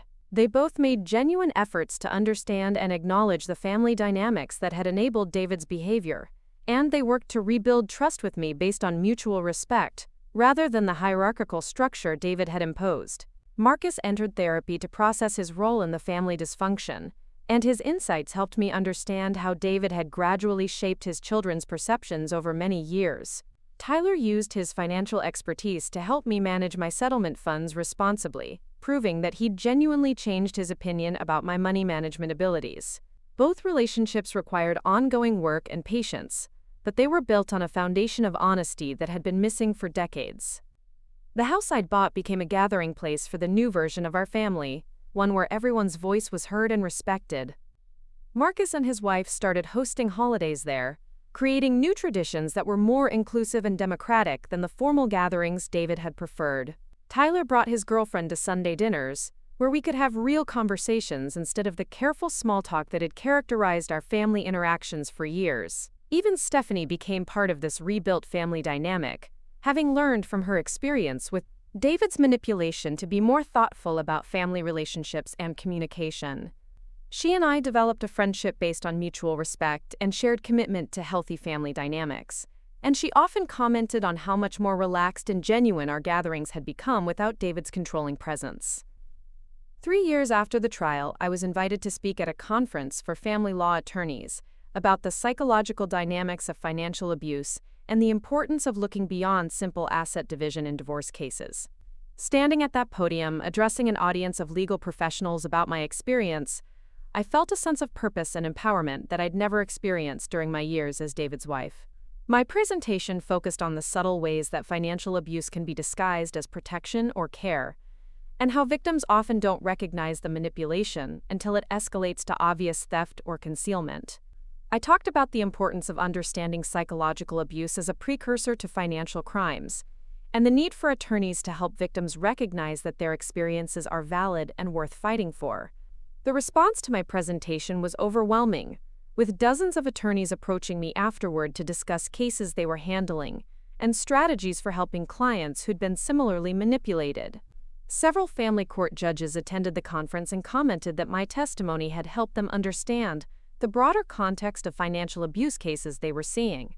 But the most meaningful response came from other women who'd attended the conference and recognized their own experiences in my story. Many of them had accepted inadequate divorce settlements because they'd been convinced that fighting back would be vindictive or unreasonable. Hearing about my successful challenge to David's financial abuse gave them hope that they too could demand accountability, rather than accepting whatever their abusers were willing to offer. Today, 5 years after that family dinner where I was excluded from decisions about my own future, I live a life that is entirely my own. The foundation I established has helped hundreds of women access the legal and financial resources they need to fight financial abuse, and my speaking engagements have raised awareness about these issues throughout the legal community. My house is filled with photos from the new family traditions we've created, memories of holidays and celebrations where everyone is included and valued. The relationships with my sons are stronger and more honest than they ever were when David was orchestrating family dynamics. Even my relationship with David has evolved into something resembling mutual respect, though we have minimal contact and I maintain clear boundaries about what interactions are appropriate. The woman who sat at that kitchen table the night David came home and found me surrounded by evidence of our shared life feels like someone I once knew rather than someone I used to be. She was someone who accepted other people's definitions of her worth, who stayed quiet to keep the peace, who made herself smaller so others could feel bigger. The woman I am now knows her value, speaks her truth, and refuses to be managed or manipulated by anyone. The financial settlement has given me security and independence, but the real victory was learning that my voice matters, that my perspective is valid, and that fighting for accountability is worth whatever it costs. David spent years trying to convince me that I was emotional, unstable, and unreliable, but the jury's verdict proved that I was the one telling the truth all along. Sometimes people ask me if I regret rejecting David's settlement offer and putting myself through the trauma of a public trial. The answer is always no, because accepting that settlement would have meant accepting his characterization of me as someone who could be bought off, rather than someone who deserved justice. The money I won was important, but the vindication was priceless. the family dinner that started this whole journey was supposed to be, where David announced our divorce to an audience that would support his version of events. Instead, it became the beginning of my transformation from a woman who accepted exclusion and manipulation to someone who demands respect and accountability. Being uninvited from that dinner was the best thing that ever happened to me, because it forced me to see clearly what my life had become and gave me the motivation to change it. Now, when I host family dinners in my own home, everyone who wants to be there is welcome, and every voice at the table is heard and valued. The conversations are real and honest, sometimes difficult, but always respectful. We've created a family dynamic based on mutual support rather than hierarchy, where problems are addressed directly rather than through manipulation and exclusion. The woman who was once excluded from discussions about her own future now helps other women reclaim their voices and fight for their rights. The settlement money will eventually be spent or donated, but the strength I discovered in fighting for myself will last for the rest of my life. David thought he could write the ending to our story, but he was wrong. I wrote my own ending, and it was worth every battle I had to fight to get there. The years that followed my legal victory brought unexpected challenges that tested the strength I'd discovered during the trial. David's attempts to appeal the verdict created additional stress and legal expenses, forcing me to remain vigilant about protecting the judgment I'd worked so hard to win. His attorneys filed multiple motions claiming that the jury had been prejudiced against him and that the damages awarded were excessive, requiring Rebecca and me to defend our victory in appellate court. The appeal process dragged on for 18 months, during which David continued to make public statements, suggesting that I'd manipulated the legal system to punish him for wanting a divorce. He gave interviews to legal publications, claiming that his case demonstrated how divorce courts had become biased against men, and that financial planning strategies that had once been considered prudent were now being criminalized to benefit vengeful ex-wives. Reading David's public comments was infuriating because he was still trying to control the narrative about our marriage and divorce, still attempting to portray himself as the victim of my vindictiveness rather than the perpetrator of systematic financial abuse. His media campaign was sophisticated and strategic, designed to rehabilitate his reputation and generate sympathy for his situation while continuing to undermine my credibility. The appellate court ultimately upheld the trial verdict in its entirety, with the judges noting that the evidence of systematic asset concealment had been overwhelming and that the jury's verdict was well supported by the facts. The court also criticized David's continued attempts to blame me for his criminal behavior, stating that such victim-blaming tactics were inappropriate and counterproductive to legitimate legal discourse. But even after the appeals were exhausted and the judgment became final, David found new ways to make my life difficult. He filed frivolous motions claiming that I was violating court orders, attempted to have my assets frozen by claiming I was hiding money overseas, and even tried to have me held in contempt of court for allegedly interfering with his attempts to rebuild his career. Each of these tactics required legal responses that consumed time and money, forcing me to remain constantly engaged with our toxic dynamic. The harassment campaign extended beyond the legal system into my personal life and professional activities. David hired a private investigator to monitor my activities and document my spending, claiming he needed evidence that I was misusing the settlement funds. The investigator followed me to foundation meetings, speaking engagements, and even grocery shopping trips, creating an atmosphere of surveillance and intimidation that made me feel like a prisoner in my own life. When I started receiving invitations to speak at conferences and legal seminars about financial abuse, David's attorneys sent cease and desist letters to event organizers, claiming that my presentations contained defamatory statements about their client. Several speaking opportunities were canceled as organizers decided they didn't want to deal with potential legal complications, effectively limiting my ability to share my story and help other women facing similar situations. The private investigator's reports, which I obtained through legal discovery, revealed the pathetic extent of David's ongoing obsession with controlling my life. The investigator had documented my daily routines, photographed my house and car, and even interviewed neighbors about my visitors and activities. David was paying thousands of dollars to monitor the life of the woman he'd claimed he wanted to be free of, suggesting that his desire for divorce had been less about ending our relationship than about restructuring it on terms that gave him complete control. The foundation I'd established became a particular target of David's harassment campaign. He filed complaints with the state attorney general's office claiming that I was operating an illegal charity, demanded access to our financial records, and even tried to have my nonprofit status revoked by arguing that the foundation was really a personal business disguised as philanthropy. Each complaint required extensive documentation and legal responses that diverted resources from our mission of helping abuse victims. The stress of dealing with David's continued harassment began affecting my health in ways I hadn't anticipated. I developed chronic insomnia, persistent headaches, and stomach problems that my doctor attributed to ongoing stress and trauma. The victory I'd won in court was being undermined by David's refusal to accept the judgment and move on with his life, and I sometimes wondered if fighting back had been worth the price I was continuing to pay. Linda became increasingly concerned about my well-being as David's harassment campaign intensified. She urged me to consider relocating to a different state where David couldn't monitor my activities so easily, and she offered to help me establish a new life away from all the toxic dynamics of my marriage and divorce. The idea was tempting, especially during the worst periods of surveillance and legal harassment, but I was reluctant to let David drive me away from the community where I'd built my new identity.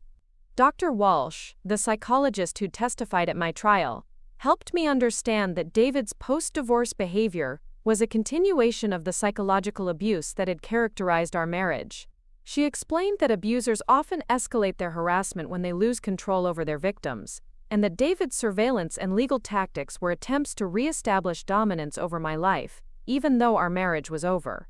The breakthrough came when Rebecca discovered that David had been coordinating his harassment campaign with a men's rights organization that specialized in helping divorced men fight back against what they claimed were biased family courts. The organization had been providing legal strategies, media talking points, and even financial support for David's continued litigation against me, treating our case as a test case for challenging divorce judgments they considered unfair to men. This discovery changed everything because it revealed that David's harassment wasn't just personal vindictiveness, but part of a broader political campaign to undermine legal protections for abuse victims. Rebecca was able to use evidence of this coordination to obtain restraining orders that limited David's ability to file frivolous motions, monitor my activities, or interfere with my professional work. The court ruled that his behavior constituted stalking and harassment that went far beyond legitimate legal remedies. The restraining order marked a turning point in my post-divorce life, because it finally gave me legal protection from David's ongoing attempts to control and intimidate me. For the first time in years, I could leave my house without worrying about being followed, attend events without fear of legal retaliation, and focus on my foundation work without constant interruption from frivolous litigation. The foundation's work had grown significantly despite David's attempts at interference, partly because his harassment campaign had generated media attention that brought our mission to a wider audience. Domestic violence organizations began referring clients to us, and family law attorneys started incorporating our educational materials into their practice. We'd helped over 300 women access legal representation and financial expertise during divorce proceedings, and our success rate in recovering hidden assets was remarkably high. One of the most rewarding aspects of the foundation work was mentoring other women who were facing situations similar to what I'd experienced. Many of them had been convinced by their abusers that fighting back was hopeless, that they lacked the resources or credibility to challenge systematic financial deception. Sharing my story helped them understand that accountability was possible and that their voices mattered, regardless of how their abusers had characterized them. Sarah Martinez was one of the women who contacted our foundation after discovering that her husband had been hiding assets through his construction business. Like me, she'd been excluded from financial decisions throughout her marriage and had been told that her lack of business knowledge made her unqualified to understand complex financial matters. Her husband had been moving money through a series of shell companies while telling her that the business was struggling and they needed to reduce household expenses.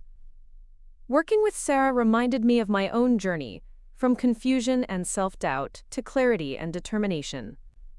She'd initially been reluctant to challenge her husband's financial management because he'd convinced her that she was too emotional and impractical to understand business decisions.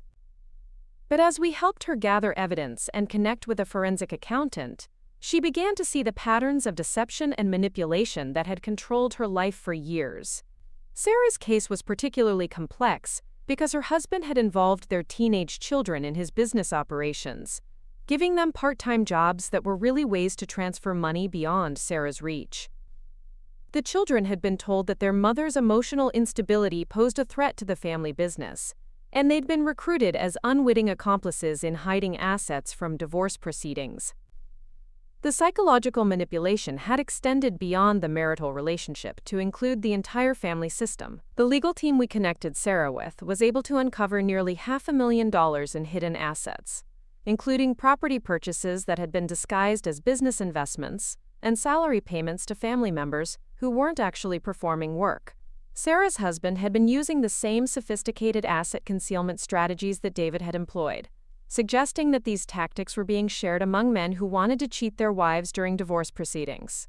Sarah's victory in court was even more decisive than mine had been, with the judge awarding her punitive damages that exceeded the value of the hidden assets. The judge specifically noted that involving minor children in asset concealment schemes was particularly egregious and warranted additional penalties beyond standard divorce settlements. Sarah's case helped establish legal precedent for treating family-based asset hiding as a form of child abuse that carried enhanced consequences. But Sarah's real victory was personal rather than financial.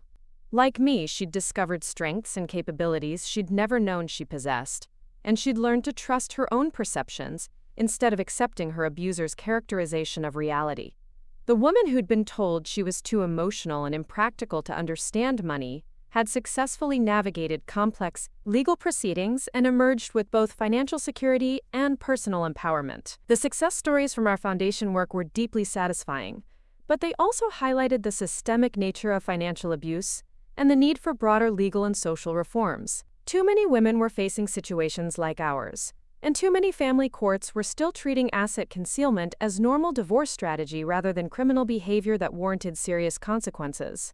I began working with state legislators to develop stronger laws against financial abuse, including requirements for automatic penalties when assets were hidden during divorce proceedings, and protections for victims who needed resources to fight back against well-funded abusers. The legislative work was slow and often frustrating, but it was necessary to create systemic changes that would help future generations of women. The speaking engagements that had been disrupted by David's harassment campaign resumed once the restraining order was in place, and I found myself traveling throughout the country to address legal conferences, judicial training programs, and domestic violence awareness events. Each presentation reached dozens of legal professionals who could apply these insights to their own cases, multiplying the impact of my experience far beyond what I could achieve through individual foundation work. One particularly memorable speaking engagement was at a judicial training conference where I addressed family court judges about recognizing signs of financial abuse and understanding the psychological dynamics that enabled such behavior. Many of the judges admitted that they'd previously viewed asset concealment as normal divorce behavior rather than criminal conduct, and several changed their courtroom procedures to include specific inquiries about financial transparency and asset disclosure. The feedback from these presentations was consistently positive, with legal professionals expressing gratitude for insights that helped them better serve their clients and understand the broader context of financial disputes in divorce cases. Many attorneys began incorporating questions about financial transparency and psychological manipulation into their initial client interviews, helping them identify abuse patterns that might otherwise go unrecognized. The media attention generated by my speaking work and foundation activities also attracted interest from documentary filmmakers and journalists, who wanted to explore the intersection of domestic violence and financial crime. Several news outlets featured investigative reports about financial abuse that used my case as an example of how sophisticated these schemes could be, and how difficult they were for victims to detect and challenge. A documentary crew followed my foundation work for 6 months, creating a film that premiered at film festivals and was eventually broadcast on a major television network. The documentary explored not just my personal story but the broader issue of financial abuse in marriage, featuring interviews with other victims, legal experts, and researchers who study economic violence within relationships. The documentary's impact exceeded my expectations, generating thousands of inquiries from women who recognized patterns from their own relationships and wanted help understanding their options. Our foundation's hotline was overwhelmed with calls in the weeks following the broadcast, forcing us to expand our volunteer staff and develop new resources for responding to the increased demand for assistance. The financial security provided by my divorce settlement allowed me to dedicate myself full-time to foundation work without worrying about personal income or job security.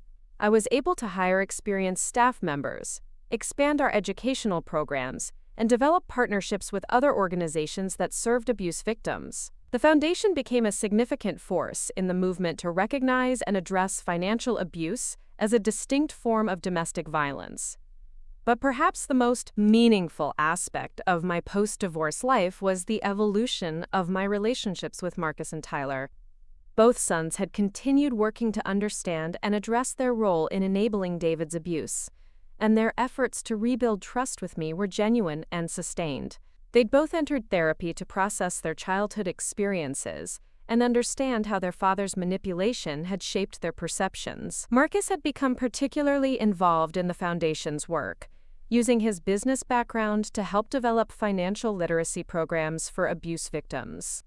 He'd also become an advocate for including adult children in family therapy when financial abuse was discovered, helping them understand how they might have been manipulated and how they could support recovery, rather than continuing harmful patterns. Tyler's involvement was more analytical, focusing on the technical aspects of asset concealment and recovery. He'd developed training materials for forensic accountants and attorneys, sharing insights about how sophisticated hiding schemes operated and what evidence was most effective in exposing them. His work helped improve the success rate of asset recovery cases throughout our state. Both sons had also become public advocates for holding abusers accountable rather than enabling their behavior, speaking at conferences and support groups about their experience as adult children who'd been manipulated into supporting their father's abuse. Their willingness to acknowledge their mistakes and work toward prevention helped other families recognize and address similar dynamics. The relationship with Stephanie had evolved into a genuine friendship based on mutual respect and shared commitment to healthy family dynamics. She'd become actively involved in our foundation's work, using her social media influence to raise awareness about financial abuse and connect victims with resources. Her platform reached a demographic that traditional domestic violence organizations often struggled to engage, particularly younger women who might not recognize subtle forms of financial control. Even my relationship with David had eventually stabilized into something resembling mutual respect, though we maintained minimal contact and clear boundaries. His appeals had been exhausted, his harassment campaign had been legally restrained, and he'd finally begun acknowledging the scope of his wrongdoing rather than continuing to blame me for his consequences. David had lost his law license permanently, but he'd found work as a paralegal for a firm that specialized in helping abuse victims recover hidden assets. His insider knowledge of asset concealment strategies had proven valuable in fighting similar cases, and his work represented a form of community service that helped other victims while allowing him to rebuild some semblance of professional purpose. The last conversation I'd had with David was a phone call where he thanked me for refusing his settlement offer and forcing accountability through the legal system. He said the trial and its aftermath had been necessary to break through years of self-deception and manipulation, and that my willingness to fight back had ultimately been better for both of us than the quiet compromise he'd originally sought. David's acknowledgement was meaningful because it validated my decision to reject his settlement and pursue full accountability despite the personal cost. He admitted that his offer had been an attempt to buy silence rather than provide fair compensation, and that my refusal had forced him to confront truths about himself that he'd been avoiding for years. Looking back on the 5 years since that family dinner where I was excluded from decisions about my own future, I'm amazed by how completely my life has been transformed.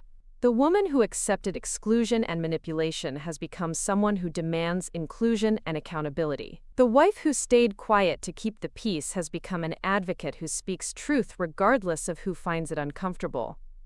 The foundation I established has helped nearly 1,000 women access the resources they need to fight financial abuse, and our educational programs have trained hundreds of legal professionals to recognize and address these issues more effectively. The legislative work has resulted in stronger laws in several states, And the awareness campaigns have reached millions of people through media coverage and speaking engagements. But the most important transformation has been personal rather than professional. I've learned to trust my own perceptions, value my own voice, and demand respect in all my relationships. The gaslighting and manipulation that characterized my marriage are no longer part of my life, replaced by honest communication and mutual respect with people who value my perspective. The house I bought after the divorce has become a true home, filled with people who choose to be there rather than people who feel obligated or manipulated into attendance. The family dinners I host are inclusive and democratic, where every voice is heard and every perspective is valued. The conversations are real and sometimes difficult, but always respectful and honest. The financial settlement has provided security and independence, but the real victory was learning that I have the strength to fight for myself and the wisdom to know when fighting is necessary. David spent years convincing me that I was too emotional, too unstable, and too unreliable to make important decisions. But the jury's verdict proved that I was the one telling the truth all along.